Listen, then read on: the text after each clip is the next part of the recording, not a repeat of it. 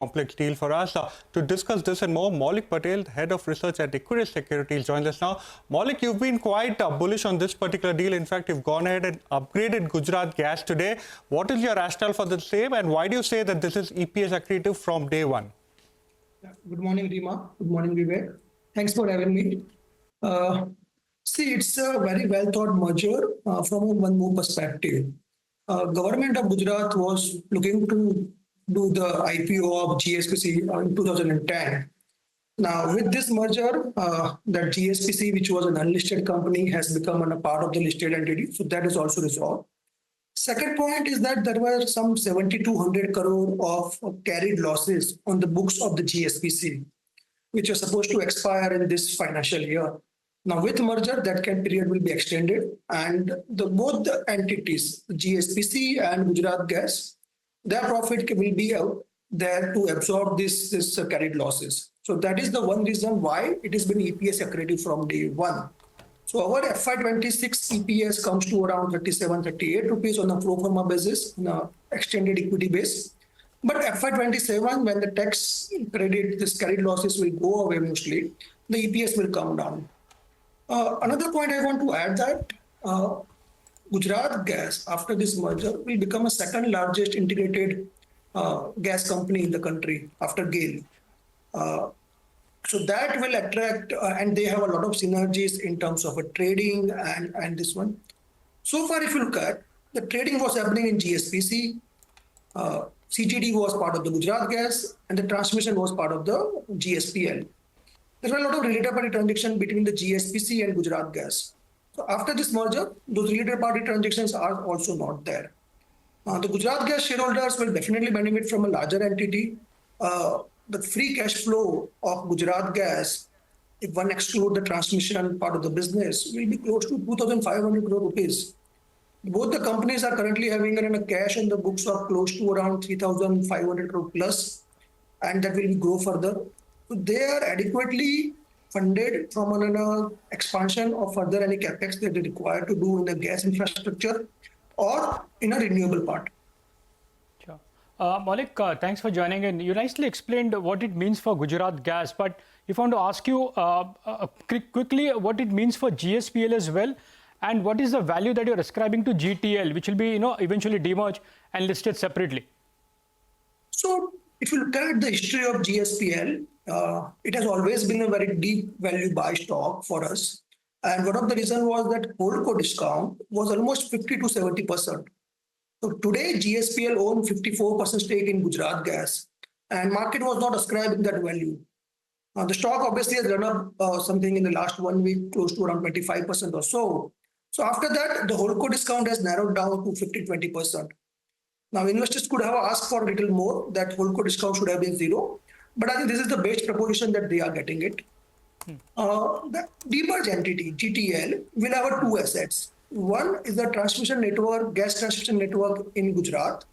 And then there are two cross-country pipelines or JV of the GSPL, which is called GTIL and GITL, which is Mehsana-Bathinda pipeline and Malwada-Bilwa pipeline. So GTL will have two assets. Plus, they will have close to 1,500 crore of cash in the books, which they are currently holding. That cash will go for their capex. Company has some close to around 3,000 crore of capex to be spent over next 3 to 4 years. So GTL value, in our view, should be close to around 9,000 crore. If you look at from a Gujarat Gas share perspective, which they will get it, probably close to around 100 rupees per share should be the value of the GTL for the Gujarat Gas shareholder. Also, one of the things important is for GSPL shareholders to look at is that the tariff of the GSPL, which was reduced in April 2024, there is some kind of possibility for the tariff revision because they have appealed it to the APTEL and Delhi High Court. So if they get any favorable verdict from that, there's a possibility of further upside in GSPL. Okay. Maulik, one quick question. Eventually, shareholders in India will have a choice between Gail and Gujarat Gas. You said Gujarat Gas is going to be the second largest integrated gas player after Gail in India. How do the valuations between the two stack up, Gail versus Gujarat Gas? And which one would you recommend and why? So obviously, GAIL is a much larger entity. Yeah. In terms of, and if you look at the transmission volume, which GAIL does is 130 MMSCMD. GSPL transmission value was around 35 MMSCMD. GAIL do trading of close to 100 MMSCMD. GSPC was doing the trading of around 11-12 MMSCMD. They were peaked at around 18 MMSCMD a few years back. So GAIL is a much larger.